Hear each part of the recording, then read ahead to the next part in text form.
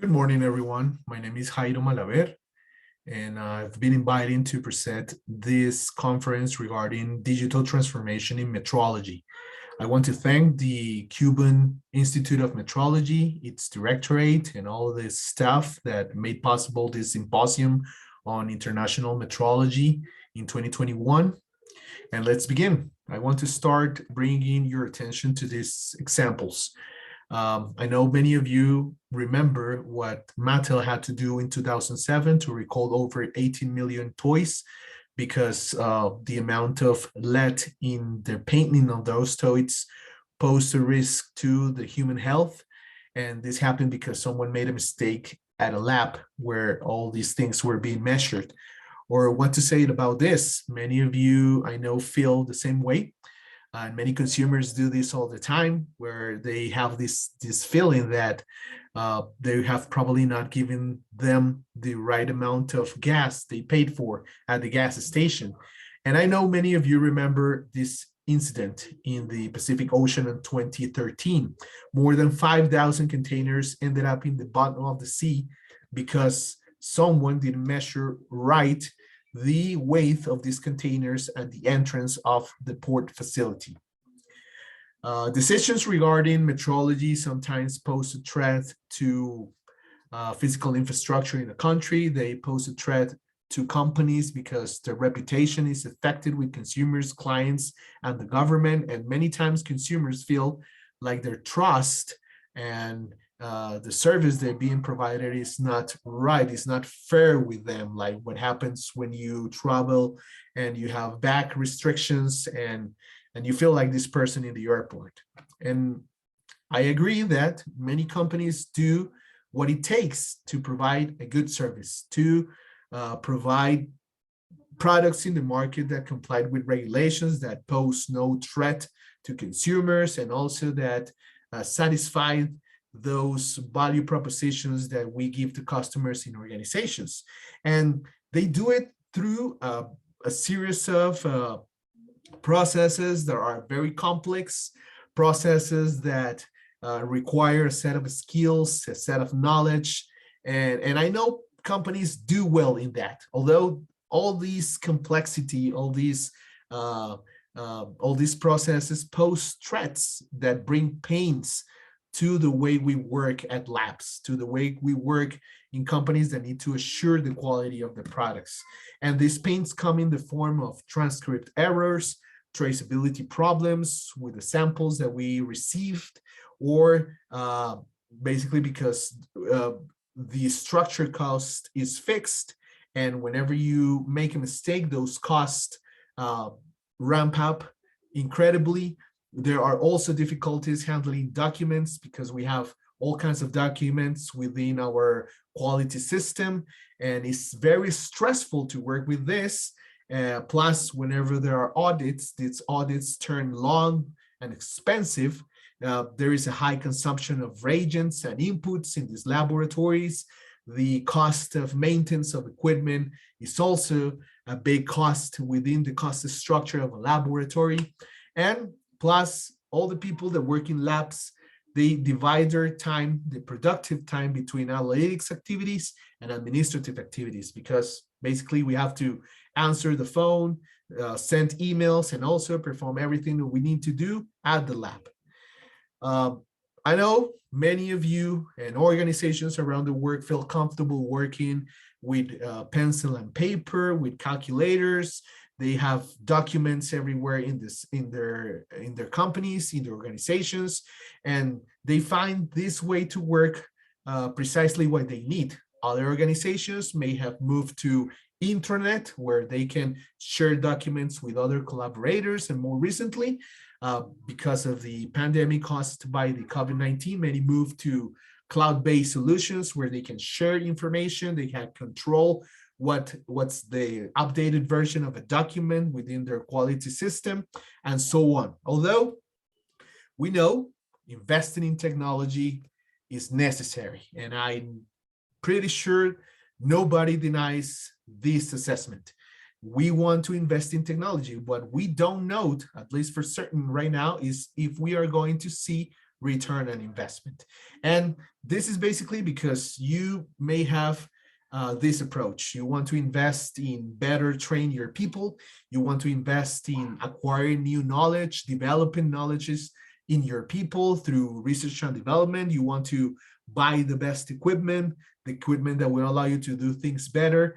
And you also want to invest in an information system so that you can control all the information that is created around your organization. What we think it's better when you are through this decision-making process is to invest in software that will allow you to better communicate the decisions to your organization, to have a channel of communication clear and fast with your customers, information that will allow you to better perform your processes, especially processes that we know are so complex, like those with the like we said, that when we need to make sure that products are of a certain quality. When you do this, you start to develop a series of skills that will allow you to digitalize your business. And by doing so, you're also training your people, and then you can buy equipment so that you can take the most advantage of that investment. And this is where we come in. We are one solution out there. There are many others, but what we recommend is that you work with a provider that has a cloud-based solution, tailored to the needs of a laboratory, where you can administrate all the resources at your disposal, boost your analytic capabilities, have traceability of all the operation. And you are able to do this because these cloud-based solutions come in the form that they complied with ISO 17025 and with good laboratory practices. And so that you have also not only the people within your organization, but external people, experts in metrology, experts in quality assurance in different fields that will allow you to better implement a tool like this so you can take advantage of it. When you do this, after several hours and efforts that you put together, you will receive a series of gains that come through cost reductions, because you save money on reagents, for example, on inputs, cost reduction that come from one easy implementation of a software like this, so that you don't have to put your work aside to do this. Cost reductions through labor productivity, because people in the lab are now going to be able to perform better now that the all administrative work is basically standardized through the system. It decreases the customer response times, for example. It decreases complaints. And this is only one way to see and to acknowledge how important is technology within your organization. The other point of view that I want to present is that when you do this, when you have all the information centralized, you are now paving the path to analyze data that you produce through artificial intelligence, through all these new technologies that arise and present an opportunity and a chance for you to better do your business. Working with a solution like this, like for example, Fermion Lens, will allow you to better capture the data, will allow you to better organize that data into information. It will allow you then to interpret that information and establish knowledge through crossing information within your organization, knowledge that will be appropriated through criteria so that you can make better decisions to establish, for example, evidence for the KPIs and for the fulfillment of the objectives of your organization. In our case, in the case of Fermion, this is the data structure where measuring instruments interact with users to produce data that will allow you to do all the things that are shown in your right-hand side of the screen, to identify trends, to identify predictions of measuring results, so that you can better do your job inside the laboratory or inside your company, and also to propose new services to your customers, services that will allow them to also do their job more easily. in a form like this, where users have access to technology, they interact with Fermion, which is primarily set up on those fields, and with the use of big data and artificial intelligence, they produce reports, information that would allow you to make better decisions about your organization. And we cannot forget about the government. The government approach in all this is that if they want to better protect consumers, if they want to promote competitiveness, if they want to increase labor productivity, they also understand the need to implement technology.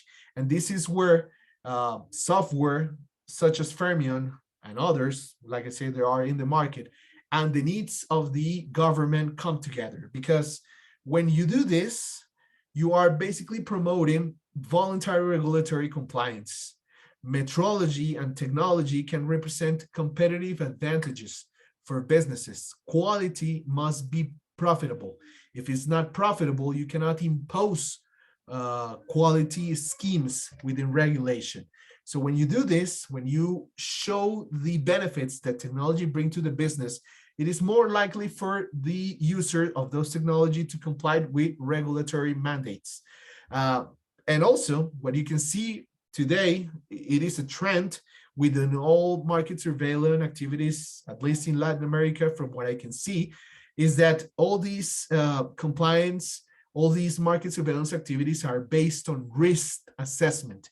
Risk assessment that is only possible when you have data which is accessible, transparent, reliable, and so on. When you give this information to your government and you show that you have no regrets of opening the doors of your organization to be transparent for them, then risk-based assessments are being possible to conduct, and so your relationship with the government will be better. It also creates metrological community, the use of all this data. But what I want to say at last is that you can have the money to invest, you can identify the right investments in technology, but if you don't manage change within the organization, the process of digital transforming metrology in the organization is most likely to fail, because you need to work with the people that do their job every day in a different way.